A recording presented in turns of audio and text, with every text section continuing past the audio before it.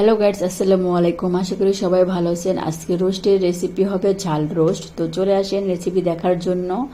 আর সম্পূর্ণ ভিডিও দেখার জন্য আমার সাথে থাকুন। প্রথমে কড়াইটা গরম করে নিয়েছি, তারপর সেটা তেল দিয়েছি। তেলটা গরম হওয়ার পরে পেঁয়াজ কুচি কুচি করে রেখেছি, সেগুলো সব দিয়েছি পেঁয়াজ কুচি। আর আপনি পেঁয়াজ সিদ্ধ করার জন্য লবণ দিতে পারেন। লবণ দিলে পেঁয়াজটা তাড়াতাড়ি সিদ্ধ হয়, তাই আস্তে আস্তে ভাবে পেঁয়াজগুলো নেড়ে চেড়ে দিতে হবে। তারপর সামান্য পরিমাণে লবণ, মানে আপনি স্বাদ মতন, আপনি যতটুকু লবণ খাবেন ততটুকু লবণ দিবেন স্বাদ মতন, দিয়ে অনবরত নাড়াচাড়া করতে থাকবেন। একটু করে পেঁয়াজটা তাড়াতাড়ি সিদ্ধ হবে। আর পেঁয়াজটা মোটামুটি যখন সিদ্ধ আসবে তখন আপনি অন্য উপকরণগুলো দেওয়া শুরু করবেন। এই যেখানে যে পেঁয়াজের সাথে পেঁয়াজের পেস্ট দিলে বেশি ভালো হয়, তাহলে ঝোলটা একটু ঘন হয়, খেতে অনেক মজা। আমরা সবাই কিন্তু ঝোল করে ঘন ঝোল খেতে সবাই পছন্দ করি, পাতলা ঝোল কেউ খেতে চায় না। তাই পেঁয়াজের পেস্টটা দিয়ে অনবরত নাড়াচাড়া করতে থাকবেন যাতে পেস্টটা সিদ্ধ হয়ে যায় আর ওই পেস্টটাও গলে যায় এটার সাথে। যদি পেস্ট গলা দেন তাহলে কিন্তু হয় না, কাটা পেস্ট দিলে তাহলে সব থেকে তরকারিটা বেস্ট হয়, ভালো হয়। এভাবে নাড়াচাড়া করতে থাকবেন। তারপরে দিবেন আদা রসুন। আমি আদা রসুন একসাথে ব্লেন্ডার করেছি, যার কারণে একসাথে দিয়েছি। আপনি চাইলে আলাদা আলাদাভাবে দিতে পারেন, সমস্যা নাই।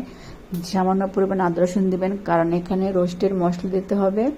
আর রোস্টের মশলার ভিতরে তো সব কিছু উপকরণ দেওয়া থাকে। তারপর আপনি এক্সট্রাভাবে একটু আদা রসুন অল্প একটু করে দিয়ে নেবেন যাতে ভালো হয়। এভাবে নাড়াচাড়া করে আপনি যখন দেখবেন তেল ভেসে আসছে তখন হলুদ দিয়ে দিবেন সামান্য পরিমাণে, একদম বেশি দিবেন না, তাহলে কালারটা অতিরিক্ত হয়ে যায়।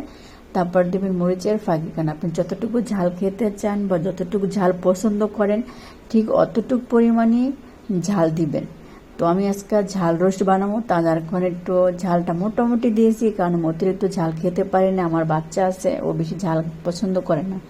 তারপরে এভাবে পানি দিয়ে দেবেন, নাহলে লেগে যাবে কড়াইয়ের সাথে। পানি দেওয়ার পরে আবারও অনবরত নাড়াচাড়া করতে থাকবেন, কিন্তু সেটা হবে আগে আপনি রোস্টের মশলা দিয়ে নেবেন। এই যে যতটুকু পরিমাণ আপনি মাংস আছে ওই পরিমাণে রোস্টের মশলা দিবেন, কারণ একটা প্যাকেট 1 কেজি মুরগির জন্য দেওয়া হয়। আর আমি 1 কেজি মুরগি রান্না করতেছি না, আমি 6টা লেগ পিস রান্না করতেছি মুরগির, যার কারণে ওই পরিমাণ হিসেব করে আমি রোস্টের মশলাটা দিয়েছি, যাতে বেশি অতিরিক্ত মশলা হয়ে গেলে খেতে মজা হবে না, ভালো লাগবে না, একটা গন্ধ আসবে। যার কারণে আমার কাছে যতটুকু প্রয়োজন হয়েছে ততটুকুই দিয়েছি। আপনি ঠিক আপনার প্রয়োজন মতন দিয়ে নেবেন। আর যারা রোস্টের মশলা কিনতে চান না তারা মশলা ঘরে বানিয়ে নিতে পারবেন। তার পাশাপাশি দিবেন সস।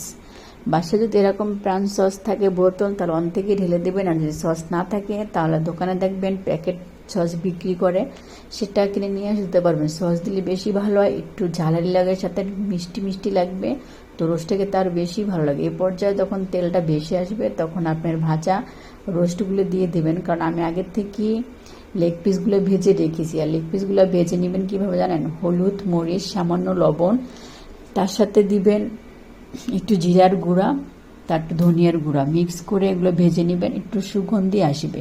তারপরে এই পর্যায়ে দিয়ে দেবেন টক দই। এটা ঘরে বানানো হয়েছে, দুধ ঘরের বানানো হয়েছে লেবু দিয়ে, আপনি এভাবে বানিয়ে নিতে পারেন। এই টক দই দিয়ে পুরাটা আবার নাড়াচাড়া করে দিবেন, তাই আর পানি দিতে হবে না। টক দই পরিমাণ একটু বেশি দিলে পানি দেওয়ার কোনো প্রয়োজন হয় না, কারণ রোস্ট রান্নায় কোনো পানি তেমন একটা ব্যবহার হয় না। যখন হলুদ দেওয়া হয় শুধু ওই টাইমে একটু পানি দেওয়া হয়। যে দেখেন এভাবে অনবরত নাড়াচাড়া দিয়ে একটু ঢেকে দিবেন, আস্তে আস্তে রোস্টগুলো এক পর্যায়ে হয়ে আসবে। ঢাকনা খুলে একটু পরে দেখবেন যাতে পাতিলে বা কড়াইতে লেগে না যায়।